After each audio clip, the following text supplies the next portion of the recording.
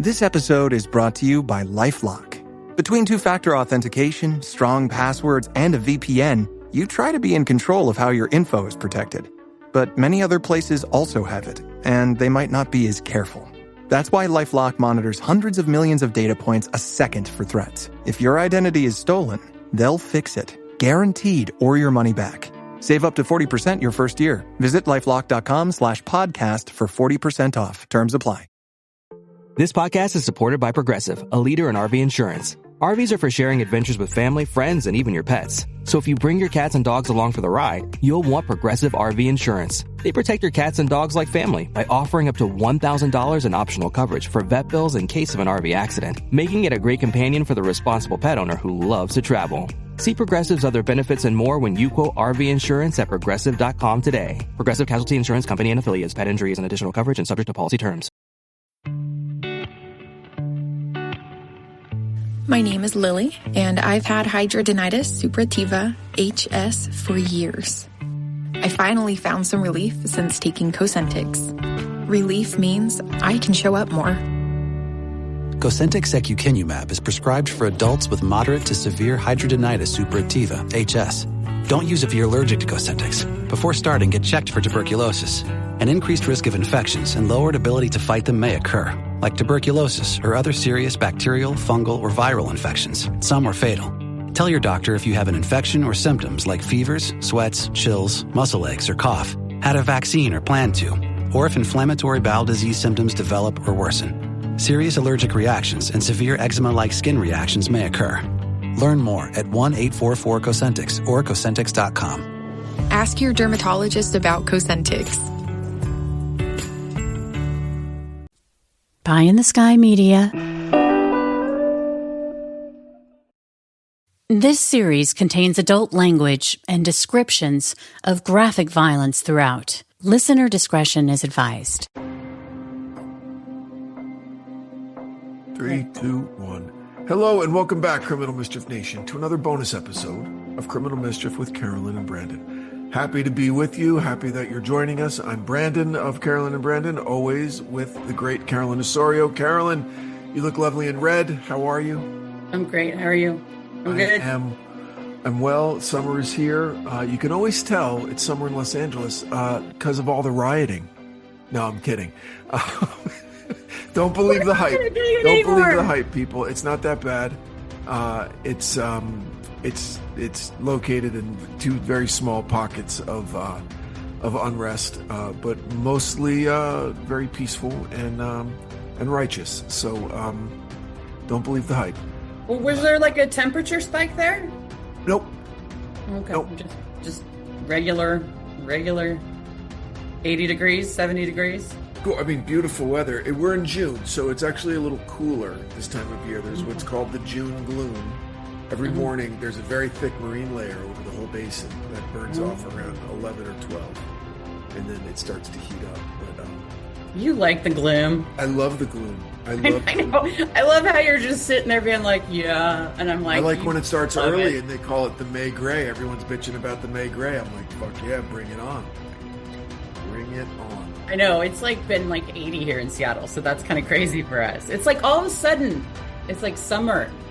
But we had that like bomb cyclone, so the kids don't get out until like the 24th. Right. It's just like, I mean, they usually get out like on the 18th or 19th. Your kids are still in school? Yeah. Oh, wow. Yeah. My oldest has been out for a week and a half already. Yeah, it's a real grind. We're all ready for it. And all of a sudden this spree of good weather came, and it was like, what are we still doing in school? Right. What was school like? What was the rhythm when you were like in high school? When did you start? When did you stop high school? It was like September 4th is when okay, after Labor Day. Yes, I know, and I know exactly what you're saying. Yeah, and then school ends first week of June.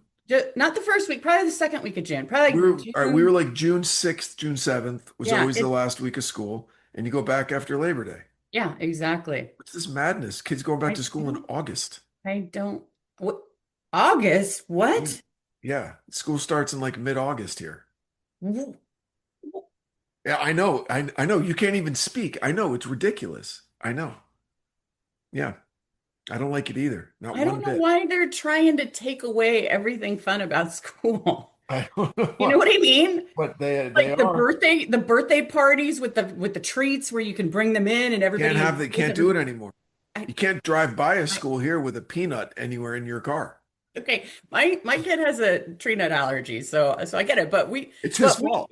no, it's not because he's like a trooper. He doesn't like he knows like I'm I kidding. can't eat that. You know, he doesn't make it everybody else's responsibility to like, not No, have, no, I get it. you know. Listen, I think we're better off.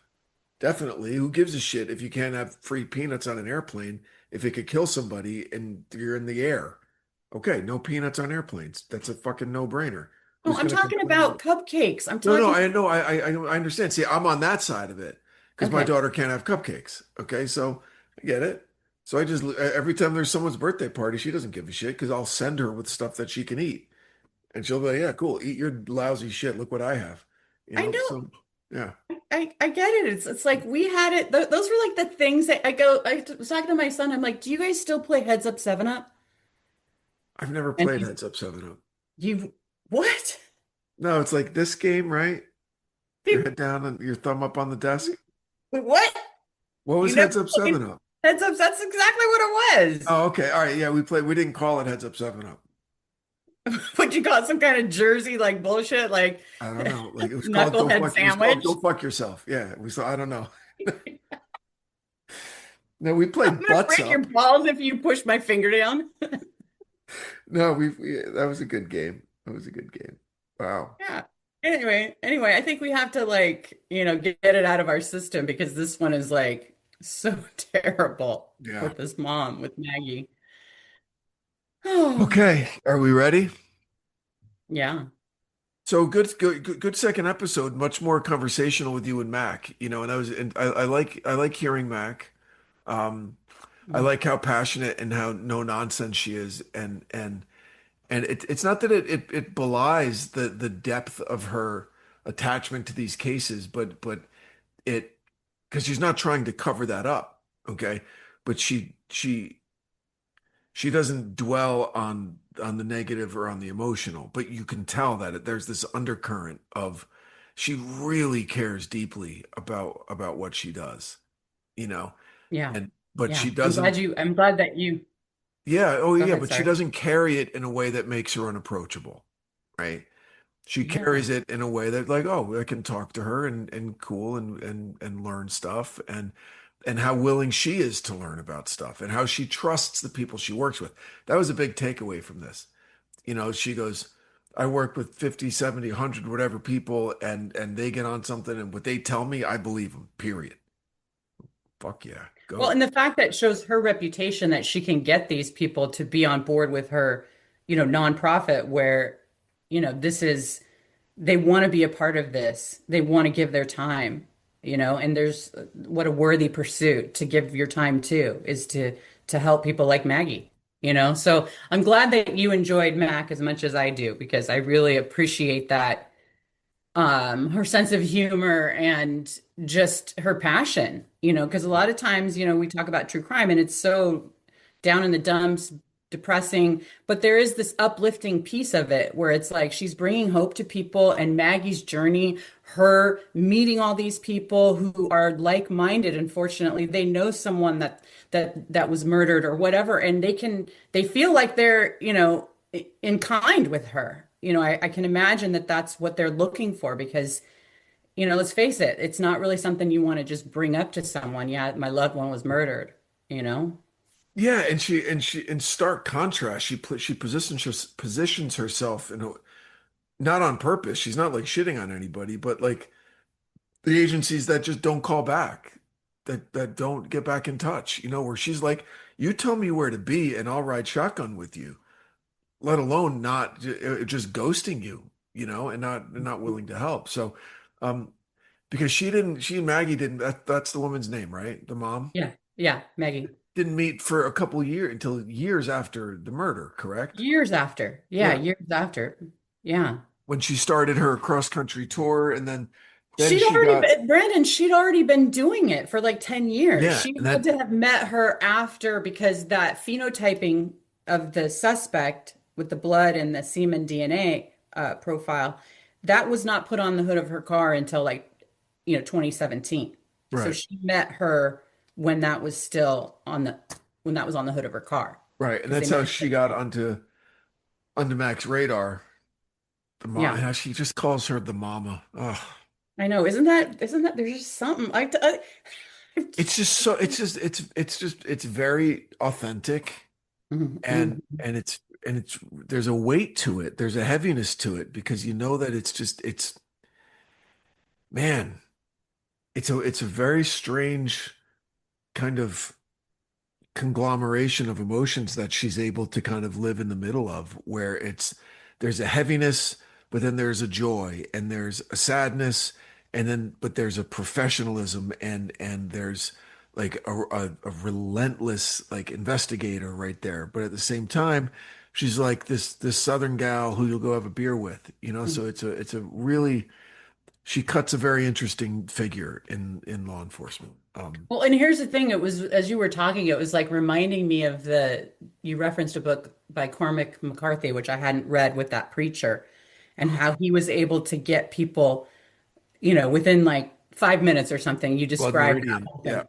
Yeah. yeah, And I feel like she's like that too, where she's that personality type, but in a positive way. yeah. Like you were referencing this negative thing, and she's like, so, because just with one word, when she says she's a mama's, I mean, I can't even do it. I won't even Yeah. try because Yeah. and actually, I wanted to call the series, I tried it. There's a blessing in trying. That's what she said. Yeah. And the way that she said it was like, yes. There's a blessing in just trying. Who knows if they'll ever figure this out, but to try, and I think that, that's all you can ask for. Yeah, I think what it is you mentioned the character of the judge from Blood Meridian. You know, Shakespeare's nickname was Nature's Mirror, right? Like when you have characters like the judge or people like Mac, they're like holding up a mirror. With the judge, he's holding up a mirror for the basest, the darkest aspects of the human condition. And Mac is not that at all. Mac is holding up, the truth and honesty and righteousness, basically, and justice, Mhm. and so that's it's she shows us like the what Lincoln said, the better angels of our nature, that's Mhm. that's what I get from her. I mean, and that's lofty for sure. And I Yeah, totally get what you're saying. yeah, But like growing up with a single mom with a disability, and to watch her, it really reminded me of my mom, of like people just underestimating her. Like, and she was smart. She knew that it was happening. We all knew that it was happening. And my sister and I were kind of a part of that crew where it's like, people are judging you, people are, gaslighting you. And having someone like Matt come along and really give, like some weight, even though she should be standing tall on her own, Maggie should be. But having that person, stand by you and say, hey, I'm with you. And I'm not only with you, but I'm going to publicly go and I'm going to say what I feel. yep, And it's like, it's not like on national news, it's not on, whatever. She's just giving her, Maggie, that support.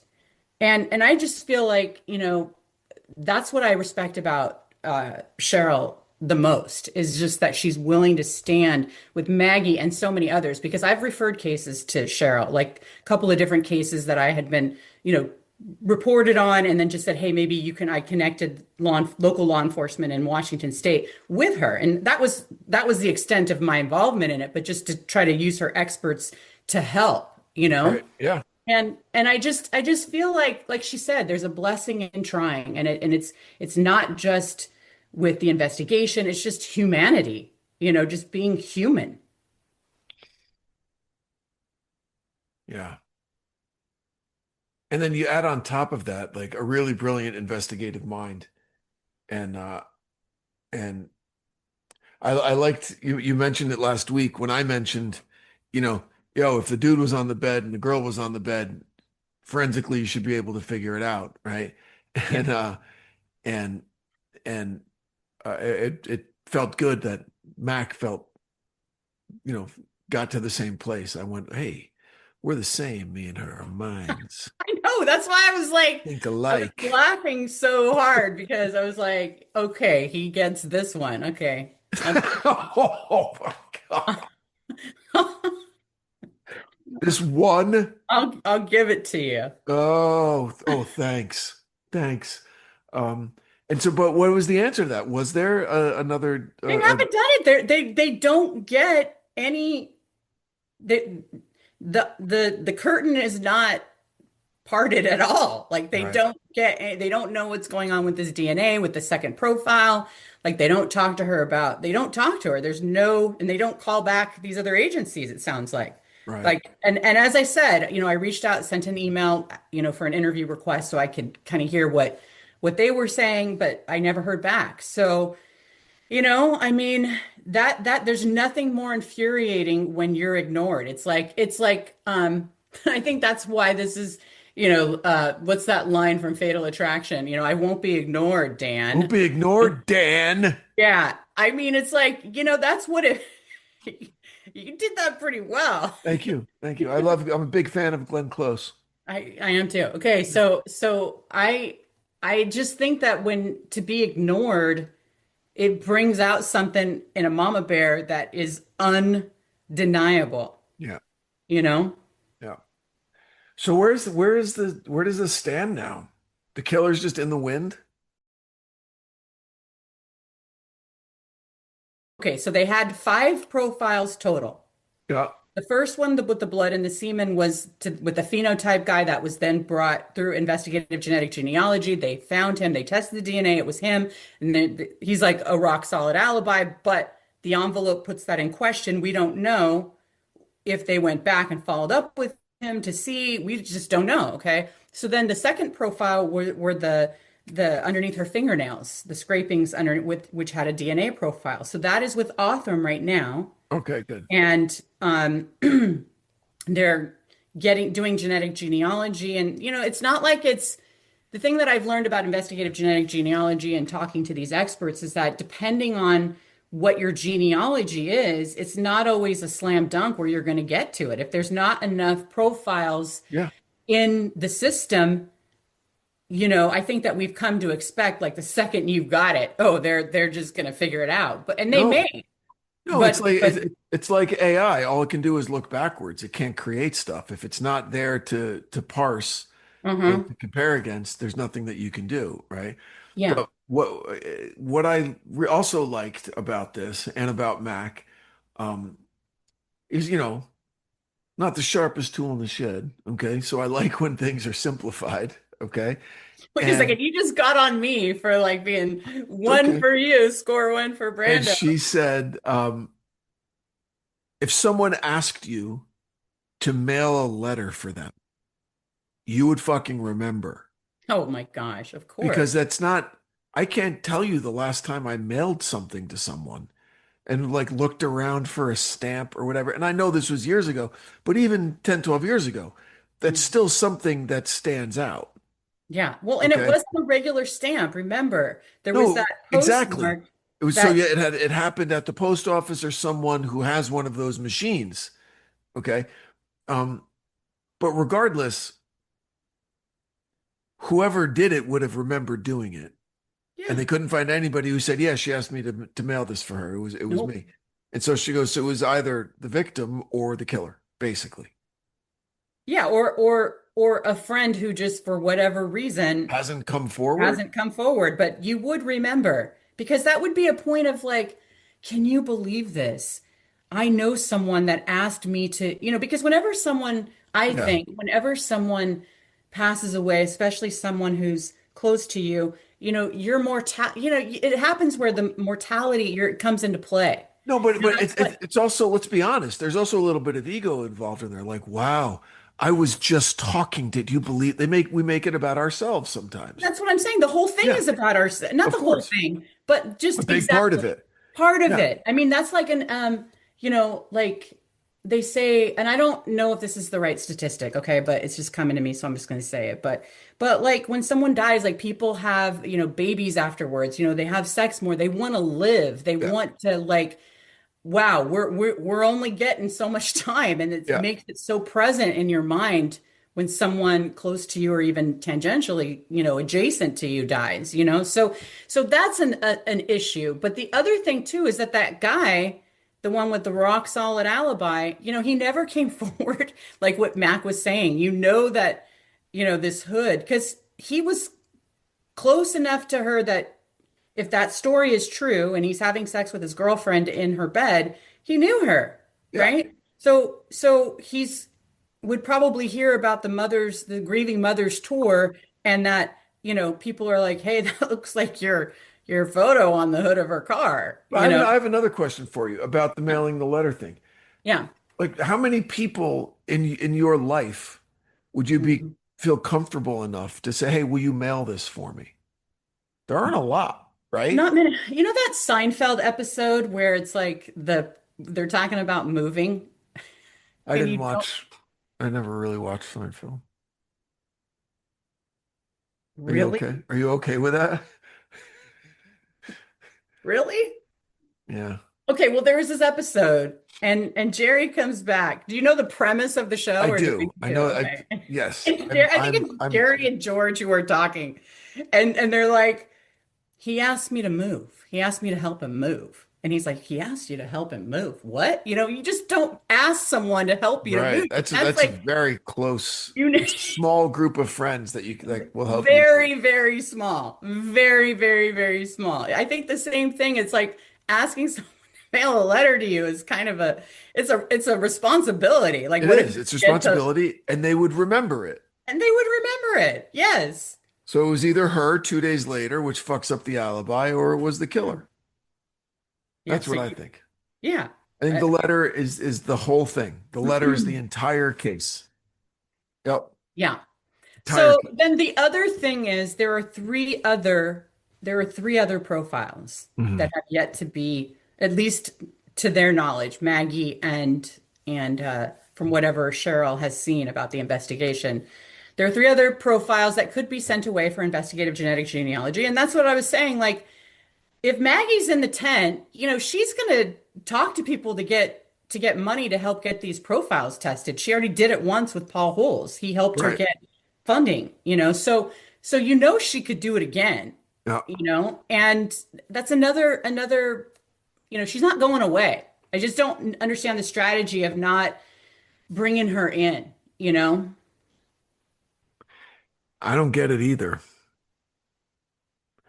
I don't get it either, especially with how media friendly these cold cases have become. Like it's the media loves it. Consumers love it.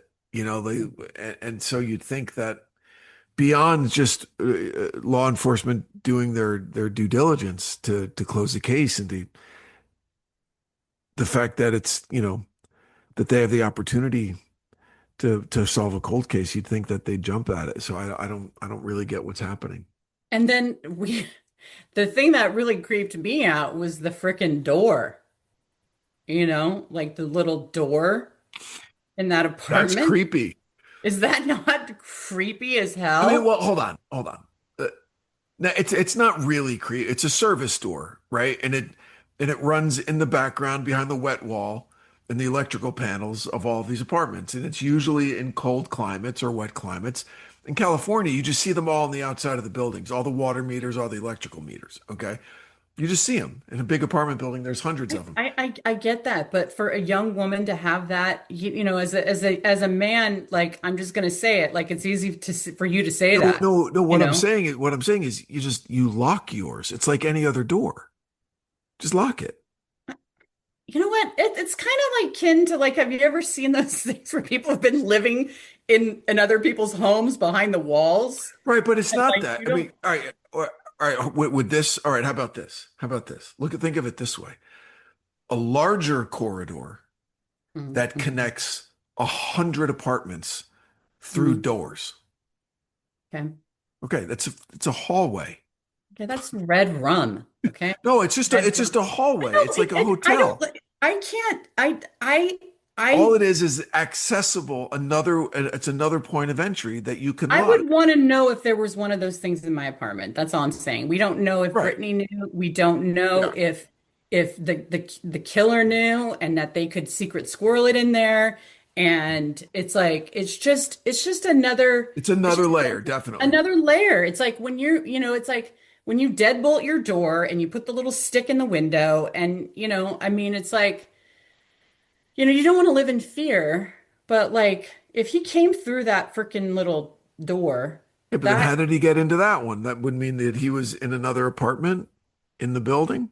well, I mean, that's the thing. We don't, and again, Huh. another question mark. We don't know, Brandon, and that's the Yeah. thing but still, it's like, I know if it were your daughter, you would not, and she was going away to college, and there was a little door there, you'd be bringing your little carpenter tool Yeah. belt, like nailing that sucker shut. I just put a lock on it, like your front door and the back door and the windows. Honestly, I would just look at it as another point of entry, um, to be secured. I know, but what if you didn't even know it was there? Right. That's the thing. That's the thing. That's the thing. That's the thing. What if you Absolutely. didn't even know it was there? Yep. And like how many, I mean, when they're doing the apartment tour and you're all excited about it, and it's like when we had our apartment we were never told, hey, this creepy guy is going to come check your thermostat like all the time at all different hours of the day. And I mean, not in the middle of the night, but like this guy Yeah. was just constantly, and I didn't think anything of it. He was just this old guy. I just didn't perceive him as a threat, although I felt like it was just getting to be too much and I didn't really get it because, you don't really get the maintenance stuff going on and you just trust people. You're just like, yeah, okay, you Yeah. want to be helpful. It's affecting everybody else. Like, it's just depending on what kind of information she had, that would just be really, really awful if she didn't know that it was there and that was the point of entry. And then he's just there, So where does it stand now? They're waiting to get DNA results? Waiting to get back investigative genetic genealogy results for the second profile of the fingernail scrapings. And, is that alibi with the first suspect that was cleared? Is that good? We don't know. And like Max said, we don't, he could totally be completely innocent, but it's just like, let Maggie know so she can rest, so she can like, let this go, let that person, that because she's not gonna rest until she, which is Or sad. should she? I know, but she's spending her life doing this. Yep. And that's it's like two lives, Wow. All right. Well, where can people, if they know anything about it, is there someone they can contact? Is there an email? No, they can contact the Tulsa PD, and in the episode I gave the number there. I don't have it off the top of my head. And then we'll put it in the show note. I'll put it in the show notes also. Yeah, and then Maggie has a Brittany Phillips Facebook page. Okay. And she gets a lot of people, and I think she's got like a BrittanyPhillips.net web email address. So just go to her Facebook page, and any information would be appreciated. I'm sure. Well done. I always love hearing from Mac, and if you like the episode, share it with someone who you think would get something out of it. And really, if you have any insight on the case, call the Tulsa PD. Head on over to Apple or Spotify and rate and review the show. Leave a comment. Every little bit helps more than you could know. Carolyn, anything you'd like to add? Nope. Thank you so much for listening. We'll see you next week. All right. Stay safe out there, everybody. Bye. From Pie in the Sky Media, Criminal Mischief is an EVO production, recorded live in the beautiful Pacific Northwest. We're produced by Brandon Morgan and myself. Music by Soundstripe. For EVO Creative, I'm Carolyn Osorio, your writer and host.